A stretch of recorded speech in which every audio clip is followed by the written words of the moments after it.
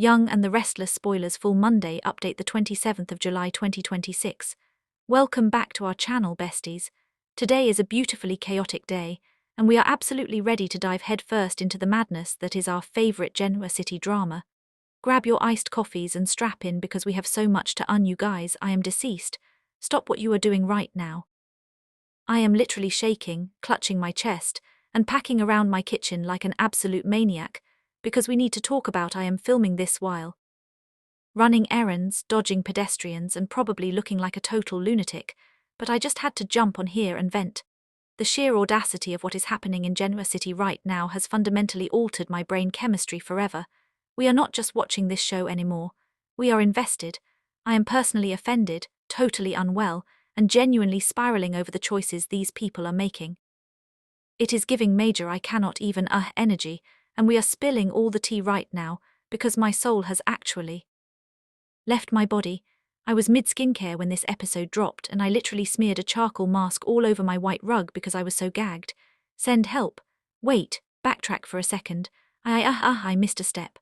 Let us start with Sally Spectra because my girl is going through it, and I am hyperventilating just thinking about her stress level. Sally is on the phone with Audra Charles, and the vibes are so tense you could cut them with a knife. Audra, being the absolute chaotic instigator that she is, asks Sally point blank if she has told Billy about selling Newman Media to Adam Newman yet. Bestie, be for real right now. Sally is out here fighting for her life against Victor Newman's corporate warfare, trying to save Spectra Charles, and Adam literally offered to buy Newman Media to protect her from Victor's wrath, referencing Sunset Pink for baby Ava, which is so emotionally devastating I cried for, and Sally is keeping this massive earth-shattering secret from her boyfriend. Sally casually brushes it off, telling Audra that she still has time because Billy is safely tucked away in London with his mother, Jill Abbott. Oh, Sally, you sweet, naive angel. Did she really think the universe was going to let her breathe for 5 seconds? Oh, hold on. I should have mentioned this earlier, but I got distracted by the lighting in Sally's apartment, which is honestly so unhinged. Why is it so moody in there? Is she paying the electric bill? Anyway, before Sally can even finish her thought, the door practically flies off its hinges, and who walks in? Billy freaking Abbott. I literally had to yeet my phone across the room when he appeared. Sally's face dropped so fast I felt the wind from it. Billy completely aborted his London trip because he and Jill got into a massive apocalyptic screaming match on the flight. Can you even imagine being on that private jet? The passive-aggressive champagne sipping, the glaring across the aisle. I would have paid good money to be a fly on Billy is physically vibrating with paranoia. Straight up ranting to Sally that he came home early because Jill let something massive slip. You guys, Billy is in full-blown conspiracy theorist mode, and I am genuinely scared for his blood pressure. He tells Sally that Jill accidentally blurted out that Kane Ashby is the only person who should be handling the mess at Chancellor. Let that sink in. Jill Abbott, the woman who would sell her own soul for a corporate advantage and trust absolutely no one, is putting all her eggs in the Kane Ashby basket. The math is not mathing, besties. Billy is convinced, like deeply, existentially convinced that Jill is hiding a massive dark, world-ending secret about Chancellor, and she is terrified that Billy is going to find out. Billy is packing, he is ranting, he is acting like he just uncovered a government cover-up. And don't even get me started on the vibes he's projecting onto Sally. He is completely ignoring the fact that his girlfriend is going through her own corporate apocalypse just so he can obsess over his mother's corporate empire. Sally is looking at Billy like he has officially lost his grip on reality. She is staring at him with this mix of pity and sheer exhaustion, basically thinking, here we go again. She literally calls him out, telling him that he has found yet another way to obsess over Chancellor. And honestly, Dragon Sally, Billy is officially on my do not perceive list right now because he is being so self-centered. But does Billy listen? Of course not. He pivots and asks Sally how Spectra Charles is doing. Sally physically winces. I saw it, we all saw it. She gives this tight forced smile and says the company is doing great, completely lying through her teeth. She admits she has some news but says she will tell him later. Bestie, you are playing with fire. Billy is too distracted by his own drama to push her, so he storms out to go hunt down Kane. The second Billy leaves, Audra Charles materializes like a glamorous ghost, I swear. Audra just spawns wherever there is maximum drama, and I am totally living. Audra is absolutely shook that Sally still hasn't told Billy about the Newman Media deal. She is looking at Sally like, girl, you are walking into a buzzsaw. Audra knows that keeping secrets from a paranoid Billy Abbott is basically signing your own death warrant. But my brain is mush. Moving on because the drama at Chancellor Park is about to make me scream into my pillow. Cut to the Chancellor Park patio and the aesthetic is gorgeous, but the energy is purely toxic. Devon Hamilton Winters spots Kane Ashby sitting there minding his own business, and Devon decides to choose violence. Devon tries to walk past him, but Kane, being the smug opportunistic king that he is, greets him. That is all it takes for Devon to completely snap. Devon goes scorched earth on Kane, brutally attacking his hiring decisions and demanding to know when this entire charade is going to end. Devon is so unhinged right now. His psychological breakdown over Mariah kidnapping Dominic is bleeding into every single interaction he has, and he is taking it all out on Kane. Devon asks Kane if he is just trying to suck up to Jill or impress Lily Winters. Kane calmly reminds Devon that Chancellor is Lily's company, not his. Devon is not hearing it.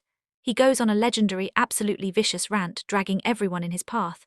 He calls Kane a total fraud, calls Billy a self-obsessed narcissist, and then for absolutely no reason drags poor Holden Novak, calling him a glorified errand boy. I am screaming. Holden Novak, who literally just found out Malcolm Winters is his biological father and is probably just trying to figure out his life, is now being dragged into corporate warfare. Leave Holden alone. Devon straight up tells Kane that the three of them working together are going to bury Chancellor into the ground. It was savage. It was brutal, and I was genuinely clutching my pearls. But wait, Kane actually claps back, and I am glitching because Kane kind of ate him up. Kane looks Devon dead in the eye and tells him he is just looking for an excuse to project his rage.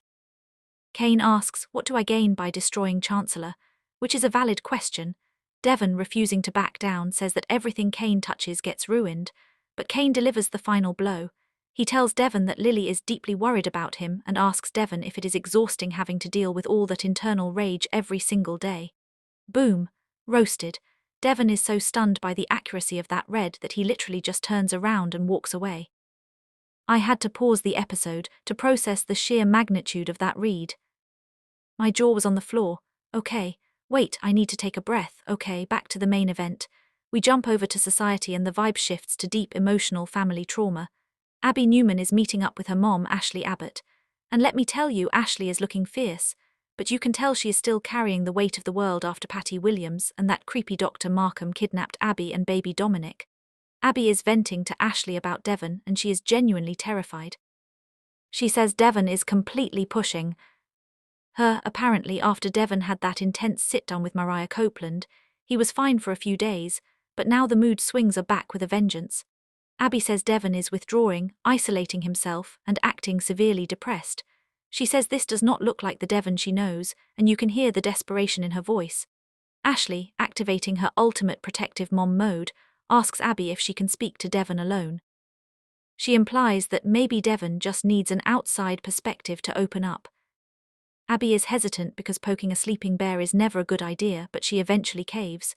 Right on cue, Devon walks into society, and Abby makes a quick excuse about having to go do a delivery. Ashley sits Devon down and the tension is palpable. Ashley starts by apologizing for not being there for them after the horrific trauma they went through with the kidnapping. She gently asks Devon how he is holding up. And what does this man say? He says it was a nightmare when Dominic was gone, but now that his son is back he is. Fine, bestie, I am literally hyperventilating. Fine, you are threatening to send your surrogate to prison, you are screaming at people in parks, you are not fine. Did I say that yet? My brain is mush. Moving on. Ashley is not buying his I'm fine act for a single second. She looks at him with this deep knowing empathy and says, I know all too well that trauma changes people. She is obviously referencing her own horrific experiences with Patty and Markham, and how she was pushed to the absolute edge of sanity. Ashley gently suggests that Devon needs to stop pushing people away and start leaning on. She asks him, practically begging, if he can find a way to open up and let his partner be there for him. Devon, giving the most emotionally repressed response of the century, just stares at the table and says, I'll think about it. I am calling it right now. The villain arc is about to go nuclear, manifesting a total dumpster fire by the next update because Devon is a pressure cooker waiting to explode. But wait, the absolute mayhem does not stop there. We cut back to the cafe and Billy has finally tracked down Kane. Billy completely ignores the fact that Devon just verbally assaulted Kane and pivots straight back to his own paranoid obsession. Billy tells Kane about his running with Devon, but then immediately starts interrogating Kane about Jill's secret. Billy says he wants to sign his chancellor contract immediately just so he can get inside the company and find out what Jill is hiding. Kane looks at Billy like he is an absolute maniac and asks, "What are you doing, Billy?" Kane is sweating, you guys. You can see the panic behind his eyes because Kane knows exactly what is going on with that bone marrow blackmail, but he is playing dumb. Billy is relentless. He gets right in Kane's face and demands to know if Kane knows what Jill is hiding and if he has known about it this whole time. Kane gets super defensive, acting annoyed, and tells Billy he is sounding completely paranoid. But Billy is like a dog with a bone. He refuses to let it go. He insists that Jill is hiding something massive and he is going to tear Chancellor apart to find it. I am genuinely unwell watching this unfold. Billy is about to blow up his entire life. Sally is hiding a massive corporate betrayal from him. Devon is losing his grip on reality, and Kane is sitting on a ticking time bomb of a secret. I cannot handle this level of cinematic drama. I am going to need 3 business days to recover from this episode. Let me know in the comments if you are spiraling as hard as I am, because I am officially obsessed, and my grip on reality is slipping.